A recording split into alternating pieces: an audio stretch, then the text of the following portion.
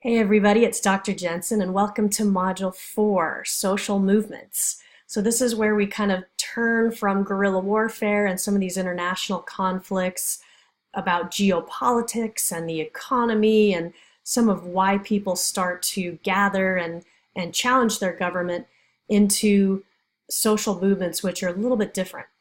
So social movements are types of group action, sometimes defined as an organizational structure or strategy that empowers oppressed people to mount some kind of effective challenge or resistance to a more powerful or advantaged group. They're sometimes large or small, informal or formal. They can be individuals or organizations that focus on a specific political or social issue. They carry out, resist, or maybe undo a social change, and they kind of do it from a bottom-up approach. You've heard the term grassroots organization, meaning they really start with nothing and kind of become maybe quite large and bureaucratic. You have more social movements kind of in the westernized part of the world, the highly developed part of the world, because of increased mobility of labor due to industrialization, as well as increased education of 19th and 20th century societies.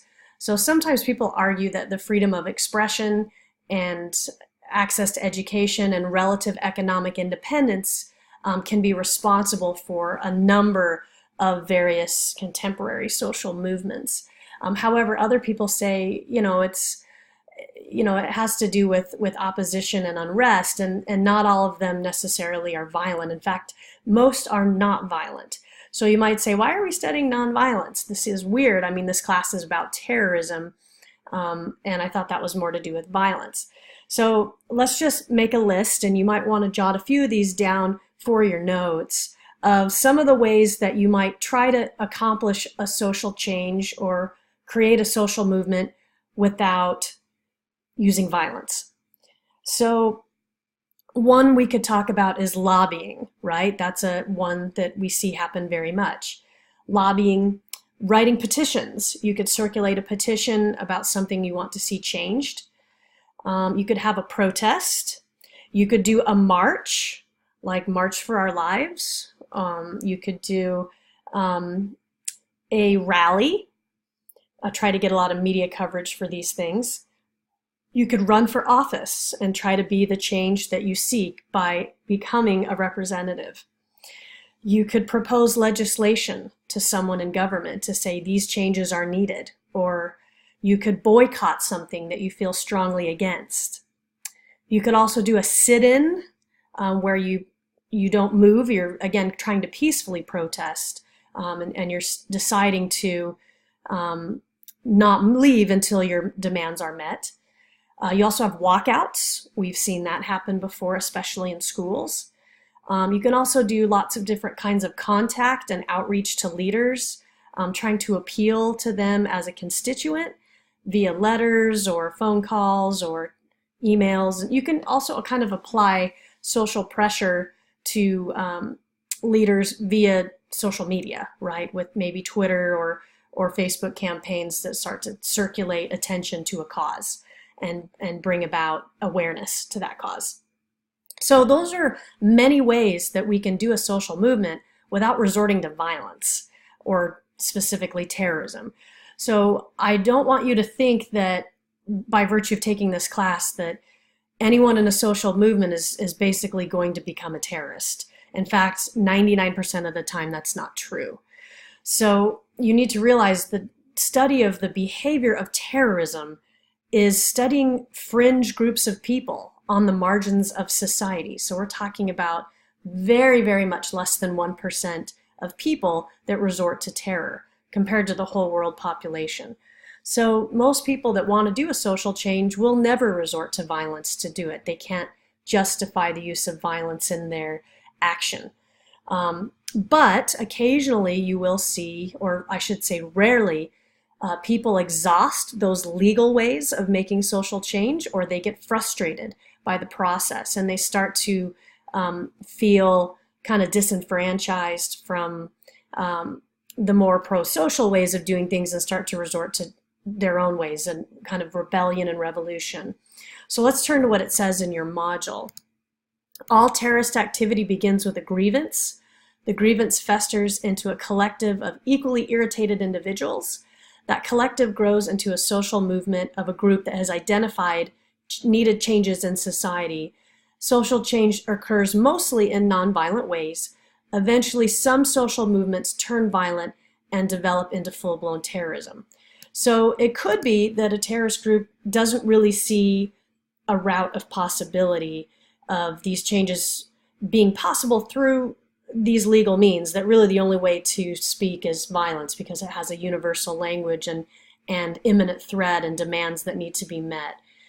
So I listed a few examples that we've seen in recent years, like Black Lives Matter, Occupy Wall Street, the Tamil Tigers, the neo-Nazis in Montana, different groups that some of which are social movements, others have resorted to violence. So we can study kind of where they're different and where they're similar. And you'll find that most social movements have nothing to do with terrorism and are not similar to terrorists at all, other than the fact that they're fighting for a grievance that they have in society. So you're going to watch a film called The Weather Underground. Now, The Weather Underground is a pivotal film in this class. You'll find it in the Videos tab. Okay? So down here, it's a little over 90 minutes, and I give you instructions on how to do it, similarly to what you did when you watched The World Without Us. I do ask questions about this film on your exams and quizzes, so it is in your best interest to take some notes as you watch. You don't have to do detailed notes, just make sure that you write down some of the takeaways of things that you observed as you watched. So I'm excited to show this film to you. It's one of the favorites of my students that have taken this class from me over the 8 years that I've taught it. And they say, you know, it really starts to identify the process by which a group starts to become violent and organizes, and some of the causes that underline them. It actually is a group of college students. So over here is their FBI Most Wanted poster. This is a group of college students in the 1960s that declared war on the United States in the name of anti-war protest and protections of civil liberties. And so they started as a nonviolent social movement, but then they broke off into a group called the Weathermen, and you'll find out why they are called the Weathermen, and started to do over 25 different bombings of military education and government sites. And so they're kind of a classic group to study when you study terrorism, especially when you're looking at domestic terrorism. But you'll see they quickly turn international in their cause very quickly, and you'll see some parallels with South America and some with Europe as well. In this film, I want to mention there is a part that I don't particularly like. If you're sensitive to overtly sexualized images, there is a moment of that in this film. I want to say it's around 19 minutes into the film. You'll know when it's coming because they mention a phrase called smash monogamy. So when that scene comes, you're welcome to minimize the screen if you don't want to watch it. I don't particularly care for that sort of thing, but I do want you to hear the narrative, because the narrative comes from a letter from someone that was an active participant in the Weather Underground that describes what this smash monogamy is. Essentially, it was a tactic to recruit other college students by offering liberalized free sex and access to multiple partners in something that they thought would be attractive to young people. So they describe kind of why they used this as a tactic to build group solidarity and what it meant to them. And so that description is actually useful because this is a recruitment tool of a terrorist group. However, I don't particularly care for the images that go with it. So like I said, you're welcome to minimize it, but do listen to the narrative because it describes how it worked and why they did it as a group, and that would be important to recognize. I also want to bring your attention to some of your readings. Okay, so down here, let's go through your tabs. So again, here are our objectives. You're going to read an article called The 5 Faces of Oppression, and we'll talk about that in a moment. You'll also start to produce a list of nonviolent and of course, violent ways to create social change and start to understand that process by which a group turns violent that maybe wasn't violent before, and start to understand how maybe we do some counterterrorism on groups like this. For your Think About It tab, I included this quote from John F. Kennedy. "Those who make peaceful revolution impossible will make violent revolution inevitable." And you'll find that featured in the film, The Weather Underground. And I think it is kind of a quintessential question that we have to ask ourselves, as a country, or as we look at other countries, why do we see violence and some of these things going on?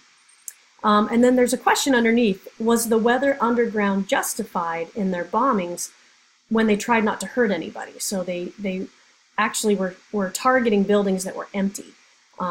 Does that make it okay?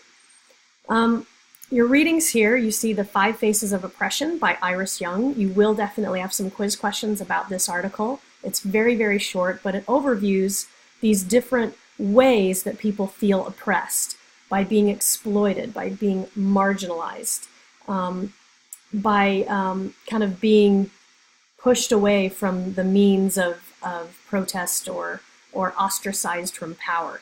So you'll hear about these 5 faces in that article.